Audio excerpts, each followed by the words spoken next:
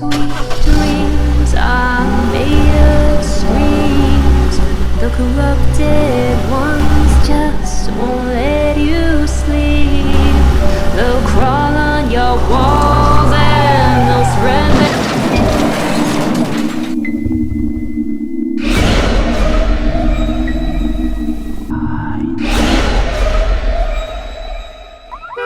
मेरी मौत 2 साल पहले हुई। ऐसा नहीं था कि मुझे मेरी मौत का अंदाज़ा था या मैं बीमार था या मैं मरने वाला था। वो बस एक कार एक्सीडेंट था जिसमें मेरी दर्दनाक मौत हो गई। मैं उस इंसान को ब्लेम नहीं करता जिसकी कार से मेरा एक्सीडेंट हुआ था। वो तेज़ी में था क्योंकि उसकी नन्ही बेटी वो बीमार थी। जिस रोड पर मेरा एक्सीडेंट हुआ वो रोड थोड़ी अजीब थी। उसकी कार फिसल गई और उसने कंट्रोल खो दिया, और उसी वक्त मैंने अपनी खूबसूरत ज़िंदगी को भी हमेशा के लिए खो दिया। उस इंसान की गलती नहीं थी, मैं जानता हूँ, मैं इस बात को समझता हूँ। मैं उनमें से नहीं जो बदला लेने की आग में हर वक्त जलता रहे, और मैं उनमें से भी नहीं हूँ जो सिर्फ इस बात पर किसी से नफ़रत करने लगे कि उसकी कार से मेरा एक्सीडेंट हुआ था। नहीं, मैं ऐसा नहीं हूँ। मेरी मौत के बाद मेरी कब्र पर आंसू बहाने वाला कोई नहीं था, ना ही मेरा परिवार था और ना ही मेरे दोस्त थे। मैं बिल्कुल तन्हा और अकेला था। मेरे फ्यूनरल के वक्त भी वहाँ कोई नहीं आया था सिवाय मेरे बॉस के और उस परिवार के जिसकी कार से मेरा एक्सीडेंट हुआ था। मुझे मेरा बॉस पसंद नहीं था, वो घमंडी और लालची था। लेकिन एक बात अच्छी थी कि मेरे फ्यूनरल पर वो आया था, मुझे इस बात की खुशी थी। मेरी कब्र बिल्कुल बकवास है, यहाँ पर सिर्फ अंधेरा और खामोशी है जो मुझे बिल्कुल भी पसंद नहीं है। मैं यहाँ वहाँ भटकता रहता हूँ, लेकिन मैं खुद को बहुत ज़्यादा अकेला महसूस करता हूँ। वो परिवार जिसकी कार से मेरा एक्सीडेंट हुआ था वो अक्सर मेरी कब्र पर आते हैं, मेरे लिए मोमबत्तियाँ जलाते हैं, मेरे लिए आंसू बहाते हैं। मुझे अच्छा लगता है। उनकी नन्ही बेटी प्रिया वो बहुत ही मासूम है, बहुत ही प्यारी है।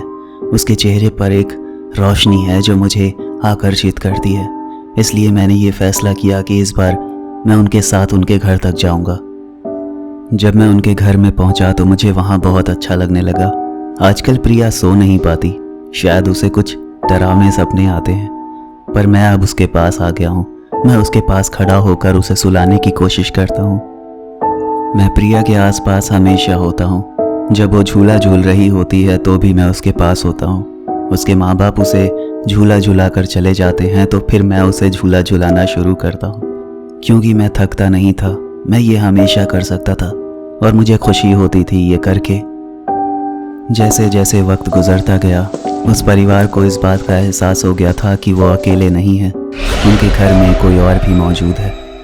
पर उन्हें इस बात से कोई तकलीफ़ नहीं थी क्योंकि वो जानते थे कि उन्हें किसी तरह का कोई नुकसान नहीं पहुंच रहा है। मैं देखता था जब भी वो परिवार खाना खाने के लिए बैठता था तो वो लोग एक प्लेट मेरे लिए भी निकाल कर रख देते थे। वो मुझे याद करते थे। वो लोग बार बार मेरी कब्र पर जाते थे, मुझे याद करते थे, मेरे लिए मोमबत्तियाँ जलाते थे। लेकिन एक बात ऐसी थी जो मैंने आप लोगों को नहीं बताई। हम भूतों को जितना याद किया जाए हमारी ताकत उतनी ही ज़्यादा बढ़ती जाती है। ये लोग मुझे हर दिन याद करते हैं और अब मैं पहले से बहुत ज़्यादा ताकतवर हो चुका हूँ। मेरे हाथ में ये चाकू, मैं इसे अच्छी तरह से महसूस कर पा रहा था। मैं इस चाकू को लेकर धीरे धीरे उस परिवार के नज़दीक बढ़ रहा था। तभी मुझे अचानक शीशे के टूटने की आवाज़ सुनाई दी। मैंने देखा वो कोई चोर था जो घर में घुस गया था। मैं उस चोर के नज़दीक गया और उस पर हावी हो गया और उसे जान से मार दिया। दरअसल ये चाकू मैंने इसलिए नहीं पकड़ा था कि मैं इस परिवार को कोई नुकसान पहुंचाऊंगा, बल्कि मैंने इसे इसलिए पकड़ा था कि कोई भी दूसरा बंदा इस परिवार को नुकसान ना पहुंचा सके, क्योंकि यही मेरा परिवार है और अब मैं इस परिवार का हिस्सा हूँ।